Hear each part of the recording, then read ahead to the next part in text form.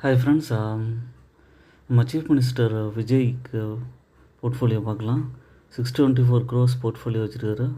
Fixed deposit real எஸ்டேட்டில் தான் மேஜராக ஹோல்டிங்ஸ் இருக்குது. ஈக்விட்டி ரிஸ்க் கம்மியாக தான் வச்சுருக்காரு.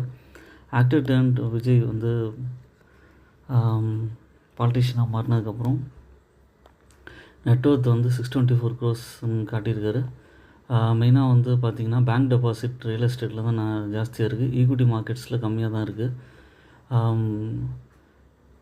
இவங்க மெயினாக வந்து பார்த்திங்கன்னா சிங்கிள் சேவிங்ஸ் அக்கௌண்ட்டு அதுலேயே பார்த்திங்கன்னா 213 கோடி பக்கம் வச்சுருக்காங்க. அதுக்கப்புறம் வந்து மார்க்கெட் லிங்க்டு இன்ஸ்ட்ருமெண்ட்டில் வந்து 184 crores இன்கம் சொல்லியிருக்காங்க. அதுக்கப்புறம் வந்து ஒரு ஃபிக்ஸட் டெபாசிட்டில் பார்த்திங்கன்னா 100 crores மேலே இருக்குது. 4 பேங்க்ஸில் வச்சுருக்காரு. 40 crores ஆக்சிஸ் பேங்க்கில், 25 crores ஐஓபியில், 20 crores.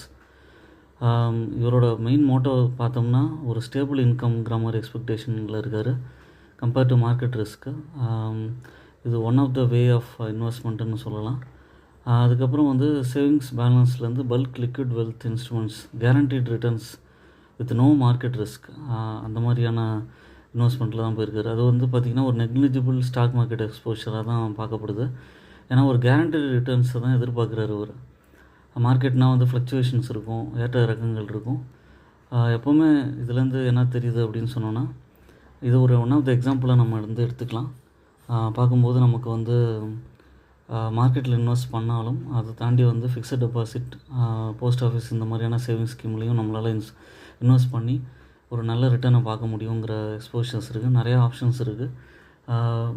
எஃப்டிலலாம் பார்த்திங்கன்னா ஒரு 7% வரைக்கும் ரிட்டர்ன் கிடைக்கும். அதை தாண்டி வந்து ஒரு ஸ்டேபிள் ரிட்டர்ன் மாதிரி வேணும்னா உங்களுக்கு வந்து ஷேர் மார்க்கெட்டில் வந்து டிவிடெண்ட் ஸ்டாக்ஸாக வாங்கி பண்ணலாம். கோல் இண்டியா, அதுக்கப்புறம் வந்து நீங்கள் வந்து இந்துஸ்தான் ஜிங்க், வேதாந்தா இந்த மாதிரியான ஷேரை கன்சிடர் பண்ணலாம். அதுக்கப்புறம் வந்து பிஜி இன்வைட், அவங்களாம் 11% வரைக்கும் டிவிடெண்ட் தராங்க. அதுக்கப்புறம் நீங்கள் ரொம்ப ஸ்டேபிளான இன்கம் வரணும்னு நினச்சிங்கன்னா பாண்டில் இன்வெஸ்ட் பண்ணலாம். பாண்டில் வந்து உங்களுக்கு 11%, 12% வரைக்கும் கூட கிடைக்கிது. செக்யூர்டு பாண்ட் ஏ ரேட்டிங் இருக்குது பார்த்திங்கன்னா 11.25% வரைக்கும் கொடுக்குறாங்க.